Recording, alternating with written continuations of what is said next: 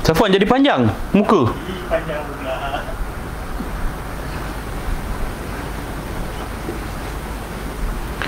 Bismillahirrahmanirrahim. Assalamualaikum warahmatullahi wabarakatuh. Alhamdulillah rabbil alamin, wassalatu wassalamu ala asyrafil anbiya wal mursalin wa ala alihi wa sahbihi ajma'in. Asyhadu an la ilaha illallah wahdahu la syarikalah wa asyhadu anna Muhammadan abduhu wa rasuluh. Allahumma salli ala Muhammad wa ala ali Muhammad. Rabbi syrah li sadri wa yassir li amri wa halatam min lisani yafqahu qawli, amma ba'du. Alhamdulillah, kita syukur pada Allah Subhanahu wa taala, limpah kurnia rahmat dan kasih Allah. Hari ini kita teruskan sesi perkongsian duha kita dalam topik isu semasa pula. Ya, sebagaimana yang dah diwawarkan, pada hari Isnin kita akan bincang bab fiqh mazhab Syafi'i. Pada hari Selasa kita akan bincang tentang tasawuf. Pada hari Rabu khas untuk isu-isu semasa. Hari Khamis kita akan cerita tentang Al-Azkar, kitab Al-Azkar, zikir dan panduan hati, panduan harian. Dan pada hari Jumaat kita akan bincang tentang kitab Riyadhus Salihin. Jadi hari ini, tuan-tuan semua yang dirahmati Allah Subhanahu wa taala, kita bincang satu tajuk yang menjadi hangat daripada minggu lepas. Iaitulah isu tanah mana? Sini. Tanah kubur versus tanah durian. Bukan nak kata versus tu bersaing ke tidak. Tidak. Tapi dua kupasan lah. Nak cerita tentang isu tanah kubur, nak cerita tentang tanah durian. Ini dua topik yang sekarang ni dah menjadi fenomena perbincangan sekarang ni kan. Baik. Sebelum kita buka cerita tentang tanah kubur, saya suka nak buka cerita tentang tanah durian dulu. Sebab durian sekarang ni musim durian sekarang ni. Kalau cerita tentang durian ni semua orang suka. Mungkin adalah beberapa orang Malaysia yang tak berapa suka durian bau dan sebagainya. Tapi harga dia tu kadang-kadang orang kata macam mencecah harga Yahud wa Nasara. Harga yang tak masuk akal. Jadi siapa yang sanggup beli? Golongan kayangan je lah kan. Kita tengok seulas pun isi tu kalau buka adalah 3-4 ulas. Dia jual RM60. Berkurang satu ulas tu RM15. Seulas RM15 masuk dalam tekak habis. Kan? Jadi benda begini kadang-kadang rasa macam tak berbaloi kan. Bagi orang yang nak sanggup beli kan. Sebenarnya ada orang pula bagi pepatah. Durian sebenarnya harga tak mahal. Cuma kita tak ada duit. Macam mana nak beli kan. Jadi sekarang ni bukan nak cerita pasal harga durian tu. Memang sekarang ni tak boleh nak katalah tu bukan barang bawah harga kawalan kan. Jadi peniaga ikut suka hati dia je lah nak jual apa pun. Berapa harga pun. Cuma sekarang ni nak cerita tentang tanah. Isu tanah yang sekarang ni berlaku di kompartmen 48 hutan simpanan kekal di Raub Pahang. Di Raub Pahang. Yang mana sekarang ni sebanyak 12 hektar tanah durian yang dibina di atas haram, tanah haram ya. Makna kata asalnya itu tanah simpanan kekal. Kalau kita balik kampung, kadang-kadang dia tulis notis kat hutan kan. Hutan simpanan kekal. Penceroboh akan didakwa. Maka dalam hal ini, kita tengok balik, kalau ikut kita singkap balik dia punya sejarah penubuhan tanah haram kat durian tu, lebih kurang 10 tahun yang sudah. 10 tahun dah katanya lah, saya berdasarkan fakta yang saya baca. 10 tahun mereka membangunkan durian tu. Mungkin sebelum tu lagi tak tahu kita, rekod tak ada. Maka siapa yang membenarkan mereka membina ataupun membuka ladang durian? Saya dengar bukan durian saja, dia ada tanam manggis dan tanam buah-buahan lain lagi. Jadi siapa yang kawal benda ni? Tuan-tuan ya. Yang buka pula bukan orang Melayu kita, bangsa Cina. Kan? Lagilah menjadi kemarahan pada orang kita sebab ni tanah Melayu asalnya. Ya. Tiba-tiba dapat secara haram, percuma ikut suka hati dia orang, teroka hutan simpanan kekal, buat duit beratus-ratus, mungkin berjuta-juta kan hasil dia ni. Jadi kita tengok dulu daripada perspektif undang-undang dulu kan.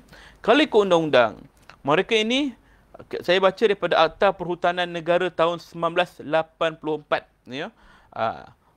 pindaan 1993, orang yang menceroboh tanah, orang yang mengambil hasil tanah tanpa sah dan sebagainya, yakni tanah hutan dan simpan kekal ni, maka boleh didenda, penjara minima 1 tahun, maksimum 20 tahun dan denda maksima RM500,000. Kita tengok kan. Tapi sekarang ni, kita tengok benda tu dah lama berlaku. Bukan tahun ni, baru bercakap daripada tahun-tahun sudah. Baru hari ni ada tindakan. Baru sekarang ni ada tindakan. Alhamdulillah. Orang kata apa? Better late than nothing kan. Daripada tak ada. Alhamdulillah lah. Penguatkuasa kita dah tegas benda ni. Mantap kan. Tapi jangan kita ambil mudah saja. Ya, apa saja alasan dia orang. Ada juga saya dengar. Ura-ura, ada pihak-pihak yang mungkin daripada bangsa kita sendiri, Melayu Islam, yang kata tak boleh ke ada perbincangan di antara kedua pihak, mungkin pemaju ataupun orang yang mengusahakan tanah haram tu diberikan atau pampasan kerana mereka dah usahakan tanah tu. Ada juga yang kata tak boleh ke kerajaan jual saja tanah tu pada mereka sebab mereka dah usahakan, kenapa nak tebang. Isu ni tuan-tuan bukan kerana kerajaan tak nak ambil duit ke, tak nak bincang ke, tidak, tapi isunya ialah pencerobohan. Kita bagi orang kata apa, perumpamaan mudah lah. Minta maaf cakap, kalaulah kita kenal satu orang perempuan, tiba-tiba datang satu orang, satu keluarga ni ada anak perempuan, datang satu orang yang luar, dia tangkap perempuan tu, dia rogol perempuan tu, kemudian tiba-tiba kita kata, kerana kau dah ceroboh kesucian anak gadis ni, kau kena kahwin dengan dia. Maka tak adil pada ni anak gadis tadi, keluarga dia. Sebab yang ni ialah orang yang memperkosa perempuan tu. Maka benda begini, kalau kita perhalusi, sebenarnya samalah situasi dengan tanah tadi. Oh, dah masuk dengan tanpa lesen, tanpa izin, dapat hasil beratus-ratus ribu, berjuta-juta mungkin. Tiba-tiba, oh nak bayar pula. Benda ni tidak adil. Ya, dia akan jadi batu loncatan untuk orang lain ambil tindakan yang sama. Kalau macam tu, kita jumpa tanah, kita teroka, kita usaha, kemudian kita bangunkan, sampai masa kena denda, kita bayar saja. Settle. Duit dah untung dah banyak kan? Tak adil. Kita ambil tahun 2016. Berdasarkan laporan daripada Berita Harian, 6 Disember 2016, pesara tentera dipenjara 2 tahun dan didenda RM50,000. Pesara tentera dipenjara 2 tahun dan dipenjara RM50,000 kerana menceroboh sebuah hutan simpan di Perak. Jadi dia dikenakan tindakan undang-undang kan. Dan kita faham kerajaan akan ambil tindakan pada pengusaha-pengusaha yang mengambil tanah haram ni. Cuma saya nak tegaskan kat sini, bukan hanya kepada mereka yang menceroboh. 18 orang pekebun tu, tidak. Tangkap sekali orang-orang yang penguatkuasa situ. Tangkap sekali siapa adun situ, siapa parlimen yang benarkan benda tu. Jangan dibiarkan mereka berlepas saja. Sebab ada satu perkataan dalam video yang viral tu, Cina tu cakap apa? Kita sudah bayar wang mah. Kita sudah bayar wang kat siapa? Kena siasat. Siasat siapa pun, pangkat apa pun, jawatan apa pun, biar telus. Ya. Saya sedih bila benda ini melibatkan orang Islam kita. Orang Islam kita lah. Sebab orang Islam kita ni, kita ada hukum, kita ada panduan agama. Kita ada rujukan, kita ada Al-Quran dan hadis. Nabi dah terangkan dah tentang mengambil hak yang bukan, mengambil tanah di atas bukan hak milik kita. Ya, sebagaimana hadis Nabi SAW, kalau kita baca mafhumnya sini, barang siapa yang berbuat zalim dengan mengambil sejengkal tanah. Sejengkal ni. Barang siapa yang berbuat zalim mengambil sejengkal tanah, maka dia akan dikalungkan dengan tanah dari 7 lapis bumi. Riwayat Bukhari dan Muslim. 7 lapis bumi. Tu kalau sejengkal tuan-tuan. Kalau rumah kita dengan rumah jiran sebelah-sebelah, kita ambil tanah jiran lebih sejengkal sikit, tanpa redha jiran tadi, maka akan dikalungkan dengan 7 lapis bumi ke akhirat nanti. Ya Allah, hadis riwayat Muslim dan Bukhari. Ya, ini mengatakan bahawa Islam cukup menitik beratkan isu-isu tanah tadi. Kan? Tapi kita pula sesuka hati membenarkan. Sebab apa? Duit dah masuk mah. Duit dah masuk. Tuan-tuan, isu tanah satu hal. Isu mengambil apa nama, rasuah pula. Allah Akbar, rasuah. Ya, bagi makan pada anak isteri, beli harta benda, beli rumah, beli kereta dengan sumber-sumber yang haram ini. Benda begini, kita orang Islam kena sedar bahawa kita akan ditanggung. Orang bukan Islam, mereka tak faham hukum. Sebab tu mereka suka hati je buat hasil dengan tanah haram tu. Tapi kena ingat, satu hari nanti mereka akan diseksa juga dekat akhirat nanti. Tapi takkan nak tunggu akhirat baru kita dapat keadilan. Di dunia lagi kita kena buat. Mereka kena cari keadilan lagi. Selain daripada itu, hadis Nabi yang lain, barang siapa yang mengambil tanah tanpa ada haknya, maka dia akan dibebankan dengan membawa tanahnya yang dirampas sampai ke padang mahsyar. Riwayat Ahmad. Ini antara hadis-hadis tentang tanah, tuan-tuan, ya. Jadi saya seru kepada pihak kerajaan supaya ambil tindakan tegas kepada adun-adun yang terlibat itu, kepada pemimpin-pemimpin setempat yang mengambil rasuah, yang buat onar sehingga tanah hutan simpanan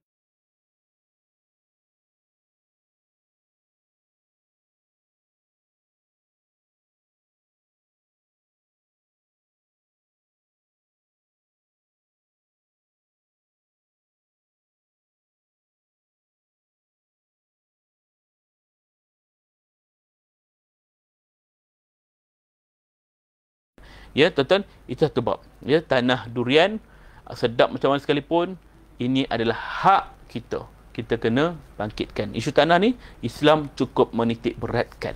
Baik, tuan-tuan, kita beralih kepada isu yang kedua. Salah pula. Sini.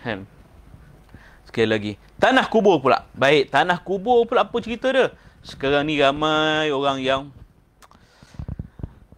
buat pengurusan jenazah yang diletakkan perkataan percuma. Percuma kan, semua nak percuma kan. Alhamdulillah, satu tindakan yang baik. Di awalnya kita puji ya, percuma, siapa tak nak kan. Apa saja yang kita dapat percuma, kita akan lebih seronok, gembira. Tapi isu sekarang ni ialah, betul ke percuma? Kan persoalan nak buka minah, betul ke percuma? Orang buat apa nama tu, kita tahu isu kubur ini satu benda yang kewajipan orang Islam untuk mengebumikan jenazah. Kita tak pernah lagi dengar di Malaysia kita ni, kita cerita pasal negara kita ni.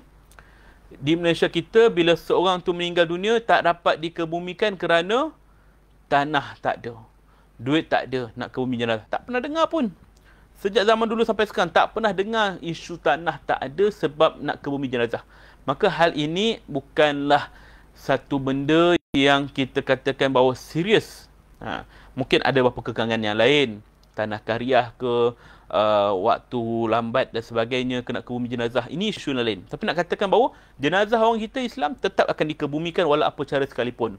Tapi nak katakan tentang percuma tadi, ya, isu tanah kubur percuma ataupun pengurusan jenazah ataupun jenazah percuma. Tuan-tuan, saya terlibat dalam pengurusan jenazah lebih kurang 17 tahun. Mungkin ada yang lagi lama. Tapi saya terlibat dari sudut pengurusan jenazah di hospital, di masjid, di karya-karya setempat. Jadi, saya dah melihat banyak faktor-faktor yang mana orang apa boleh diubah, pengubahan yang lebih baik dan sebagainya.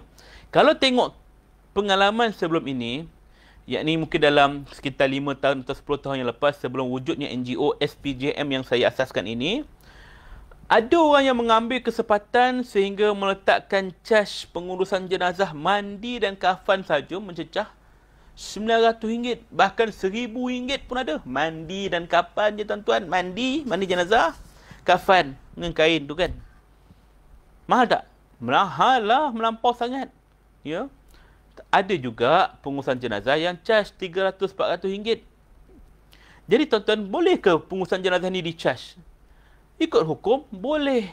Sebab kita ni sepatutnya yang menguruskan jenazah ini, keluarga kita meninggal, yang wajib ialah waris-warisnya. Itu tanggungjawab dia, fardu kifayah pada waris-warisnya.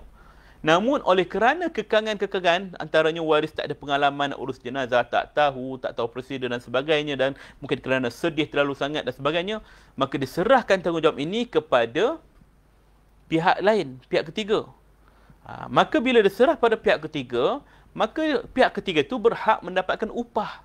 upah atas pekerjaan, tenaga, sumbangan apa yang dikeluarkan untuk orang tadi. Dia isu dia sama macam kalau kita ada anak. Kita ada anak, kita nak bekerja, siapa nak jaga anak kita? Anak ni tanggungjawab kita. Kita yang lahirkan dia, kita yang kena jaga dia, besarkan dia, tanggungjawab kita, mak ayah. Tapi kita tak mampu sebab kita bekerja. Siapa nak jaga anak? Kita hantar kepada kindergarten, pengasuh dan sebagainya. Lalu, adakah pengasuh tadi tak dapat upah? Dapat upah. Memang berhaklah sebab dia dah keluarkan tenaga dia, masa dan sebagainya.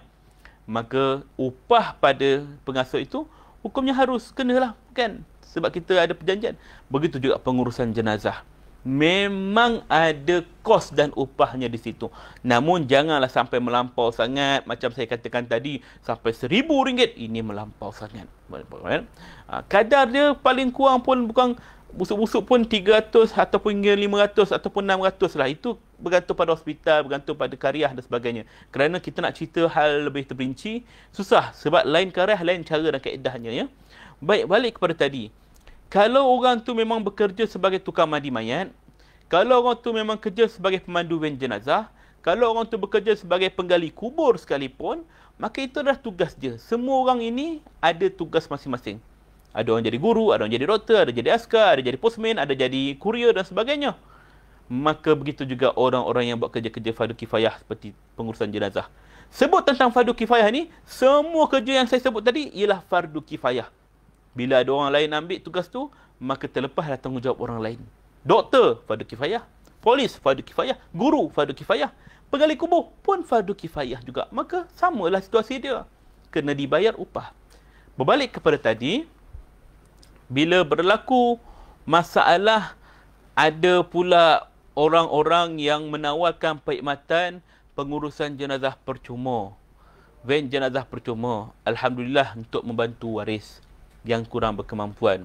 Ya. Namun di situ kita nak persoalkan tindakan mereka yang terlalu agresif. Agresif ni kerana ada pihak yang cuba menghentam jabatan agama, ada pihak yang cuba menghentam karya setempat, pihak masjid, pihak surau, pihak kubur dan sebagainya tanpa perbincangan yang lebih mendalam dan sebagainya. Kerana apa? Kerana menyangka diri mereka betul. Ada yang pertikaikan, orang mati pun nak tekan duit ke? Orang mati pun tak boleh kubur ke? Orang mati pun nak charge ke? Tuan-tuan, berbalik kepada tadi, semua ada kos dan upah. Kunci ya, kos dan upah. Semua ada. Ya. Kalau orang yang bekerja macam tu, penggali kubur, tukang mandi mayat, apa lagi? Ven jenazah ni, dia cari makan dengan cara begitu. Dia ambil upah yang kadarnya memang sesuai dengan keadaan semasa, ya. Maka itu tak ada masalah. Tapi isunya ialah NGO ataupun isunya ialah pengurus jenazah yang menawarkan perkhidmatan percuma tu, adakah percuma semata-mata? Adakah dia tak dapat sen? Ini yang kita nak jelaskan, ya. Sebenarnya mereka juga tak buat percuma pun, tuan-tuan dan puan-puan. Tak buat. Saya kata tadi ada kos dan upah. Mereka ini charge, tidak mungkin dekat waris tak charge, tapi mereka ini buka tabung. Ya, buka tabung NGO, buka tabung personal dan sebagainya, kutip duit, masuk duit. Duit yang sama tu digunalah untuk bayar kos, upah untuk mereka yang bekerja. Inilah situasi dia. Jadi bila mereka pun buat dengan cara mendapat duit daripada sumbangan, maka itu bukan percuma, melainkan duit mereka tu mereka berniaga sendiri, betul mereka usahakan. Maka itu boleh dikatakan percuma sebab duit dapat hasil diri sendiri. Dia bantu orang lain. Tapi bila dia buat untuk orang lain berdasarkan sumbangan orang awam, itu bukan percuma, tuan-tuan. Pada waris dia percuma, tapi pada mereka ni tetap dibayar. Jadi mereka ni kalau ambil kos daripada situ, janganlah hentam orang lain yang buat kerja begitu. Kena adil. Saya katakan tadi, orang yang ambil charge yang melampau itu memang tak baiklah. Tak adil. Tapi orang yang mengambil charge yang sederhana, yang sesuai dengan keadaan, maka itu hal-hal yang keperluan. Ya? Macam kami NGO SPJM, saya tidak pernah mengatakan perkhidmatan pengurusan jenazah percuma. Tak pernah. Kita hanya katakan kami akan bantu menguruskan jenazah yang tidak mampu ini tanpa charge. Begitu. Mana kita dapat duit? Kita tak charge pada waris. Kita dapat sumbangan orang awam, kita gunakan pada ahli waris. Orang yang berkemampuan, dia kena bayar kos-kos yang terlibat. Inilah keadilan.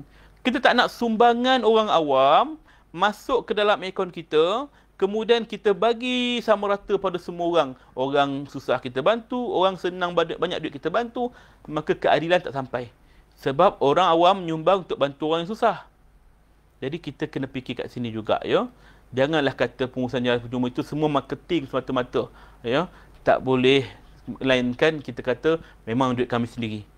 Duit saya sendiri. Saya berniaga, saya keluarkan duit balik. Itu boleh. Tapi kalau dapat sumbangan orang awam, percuma pada semua, ni tak adil. Ni marketing yang tak elok.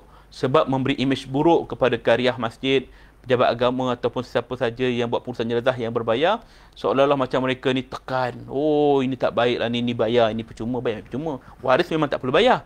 Tapi kesian pada orang-orang lain yang perlu mencari rezeki dengan cara itu, dan tak adil pada penyumbang-penyumbang yang lain, ya. Maka kat sini tuan-tuan puan-puan yang buat NGO pengurusan jenazah yang lain, saya tak kisah, saya galakkan tuan-tuan bantu masyarakat, sila. Cuma betulkan persepsi masyarakat, ya. Jangan kata percuma tu tidak ada kos dan upah. Ada. Dan tuan-tuan yang buat kerja-kerja begini, ambil kos dan upah ini berdasarkan sumbangan awam, ya. Dan benda ini perlu dikliarkan pada masyarakat. Dan jangan cemuh pihak-pihak pengurusan jenazah yang lain, pihak karya setempat, jabatan agama, pihak-pihak swasta yang mengenakan cas tertentu dan sebagainya. Selagi mereka ni letakkan cas yang berpada, maka janganlah hina kerja mereka. Janganlah menarik netizen post kat Facebook, hentam orang begini cas. Itu bukan cara yang baik, ya. Kita kena profesional. Ya, saya katakan tadi, setiap benda ada kos dan upah. Bagi orang yang tak mampu, kita akan bantu. Bagi orang yang mampu, maka dia kenalah settlekan berapa kadar yang dia wajib bayar, yang perlu dibayar, ya. Tapi dalam masa yang sama, orang-orang yang menggunakan jenazah ni, dia tetap perlu ada kos dan upah dia. Yang saya katakan tadi bahawa pengurus-pengurus yang memang itulah kerja hakiki mereka. Dia berbeza dengan sukarelawan. Sukarelawan memang datang suka dan rela, ya. Mereka dipanggil untuk belajar, dia buat kerja. Ni sukarela, ya. Maka inilah poin penting yang saya nak tekankan dalam bab isu tanah kubur. Orang selalu silap. Dalam ni tulis kat sini kan. Isu tanah kubur dan isu tanah durian yang macam kan tak ada kesudahan kan, tapi insya-Allah ada kesudahan. Sebab itulah tagline kami, SPJM Skuad Pengurusan Jenazah Malaysia ke arah pengurusan jenazah patuh syariah, profesional dan antarabangsa. Sebab kita nak jaga setiap pengurusan ini biarlah mematuhi syariat Al-Quran dan Sunnah pegangan kita. Yang kedua, profesional. Kita tak nak ada unsur-unsur yang nampak tak profesional dari segi bahasa, dari segi perbuatan, dari segi perkhidmatan, semuanya saya akan buat solusi. Dan yang ketiga ialah dari sudut antarabangsa. Kita bukan saja menguruskan jenazah tempatan, bahkan jenazah-jenazah warga asing yang nak bawa ke luar negara ataupun daripada luar negara Malaysia nak bawa balik ke Malaysia, kita akan bagi nasihat, kita akan bagi bimbingan, perkhidmatan dan sebagainya. Kami tak galakkan jenazah yang meninggal di sini untuk dibawa ke luar negara. Tapi kalau ada keluarga yang nak bawa balik ke luar negara, maka ada orang Islam yang boleh buat kerja-kerja begitu. Jangan serahkan pada bukan Islam. Sebab ini kerja fardu kifayah, biar orang Islam yang buat. Betul juga, kalau orang Malaysia kita meninggal di luar negara, saya nasihatkan jangan bawa balik ke dalam negara. Melainkan ada kekangan-kekangan yang lain yang tak dapat dielakkan, maka terpaksalah bawa balik. Dan kami SPJM boleh menawarkan perkhidmatan siapakah pengurus-pengurus jenazah yang telah kami ada kolaborasi di negara-negara luar sana. InsyaAllah setakat ni kita ada kaedah-kaedah dan solusi-solusi yang boleh kita ketengahkan. Jadi itulah antaranya. Ada soalan ke setakat ni? Macam mana nak jadi sukarelawan SPJM? Ada nak kena join mana-mana kursus tak Ustaz? Baik. Untuk menjadi sukarelawan SPJM, pertamanya dia kena daftar melalui link www.spjm.my. www.spjm.my. Di situ ada bahagian pendaftaran, daftar. Kemudian yang kedua, kalau dia nak jadi sukarelawan, pertamanya dia join dengan karya dia dulu. Kariah banyak. Setiap masjid suruh ada kan. Tapi kadang-kadang orang kariah ni dia tak bagi orang luar. Kau siapa? Tak boleh. Jangan campur. Keluarga je boleh. Jadi kita nak ada peluang macam mana kan? Jadi cubalah berbincang dengan pihak pengurusan, kenal mereka dulu, kata nak belajar dan sebagainya. Kadang-kadang pihak pengurusan di kariah ni dia tak nak ajar sebab takut kena sailang. Takut kena sailang, aku ajar kau nanti, kau dah pandai, kau sailang aku pula kan. Banyak. Ini antara faktor-faktor juga kan. Kita bersihkan hati kita. Belajar bukan nak sailang, tapi belajar nak cari ilmu. Jangan ambil kerja hakiki orang lain, ya. Kita cari rezeki dengan cara lain, ya. Tapi kalau nak belajar dengan SPJM, setakat ni kita tak mampu nak buat kursus jenazah secara fizikal. InsyaAllah kita akan aturkan kursus pengurusan jenazah online untuk ahli-ahli yang baru tadi, ya. Kemudian berkaitan dengan kita, kalau siapa yang duduk area Lembah Kelang ni nak belajar, nak ikut SPJM, boleh datang di markas kami di Taman Melawati. Boleh PM admin. Nanti insya-Allah admin akan bagi alamat dan sebagainya. Ada lagi? Okey. Insya-Allah di Facebook kalau tak ada soalan, insya-Allah saya fikir inilah topik hangat yang kita nak perkatakan tentang isu tanah kubur dan tanah durian. Selesaikanlah isu tanah durian ini sebaik mungkin, ya. Saya yakin kerajaan kita boleh tegas dalam mengambil tindakan kepada mereka-mereka ini, ya. Peneroka-peneroka haram ini kan, dahlah dia rampas tanah. Kemudian penguatkuasa kita turun, dia herdiknya, dia tenggingnya pula. Kemudian ada pula adun-adun yang tak bertanggungjawab, langgar rentas negeri, ya, daripada Selangor tu, Ronnie Liu tu apa datang kat Pahang kan, menyemak je situ, lepas tu pula kononnya gangster kan, apa benda tu kan. Ini semua agenda-agenda komunis ke apa tak tahulah kan, bukan kita nak ni. Kata apa, jangan jadi barah dalam tanah air kita ni. Benda salah jangan kita tegakkan. Kamu orang politik, buatlah kerja politik kan. Janganlah benda salah pun kamu tegakkan, melainkan kamu ada share dalam tu kan. Itu yang nak backup sangat kan. Keluarga ke, ada share partner ke apa ke. Itu yang dia geram sangat tu, sampai penguatkuasa pun dia belagak. Kamu pangkat apa? Kamu pangkat apa?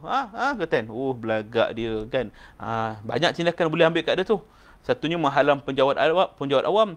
Kedua, melanggar SOP. Ketiga, apa kaitan dia dengan pekebun-pekebun tu? Kena siasat.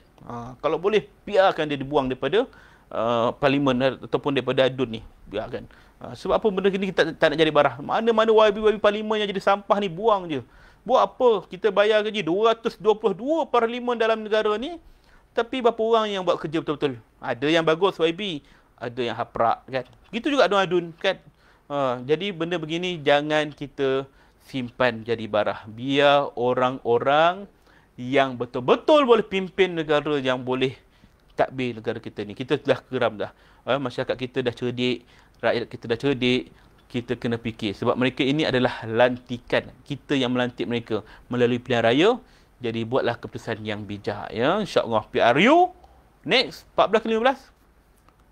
15 kita buat yang terbaik. Pilih pemimpin yang baik. Kalau tak ada, buang semua sekali. Biar Agong yang pegang jawatan total kan. Macam Brunei. Mungkin agak susah, tapi tak mustahil, ya. Wallahu a'lam bisawab. Cukuplah sekadar tu. Pukul 11 lebih dah. Kita ambil setengah jam je. Sekadar itu daripada saya. Ada soalan lagi? Tak ada? Tak apa, minta maaf sebarang kekurangan. Mungkin topik ni panas sikit. Tak apa, sebab isu semasa, ya. Besok kita slow sikit. Buka syarah kitab Askar pula kan. Al-Askar. Jadi begitulah dia, ya. Ada panas, ada sejuk kan. Mana boleh kita minum panas je. Nak sekali minum air sejuk juga kan.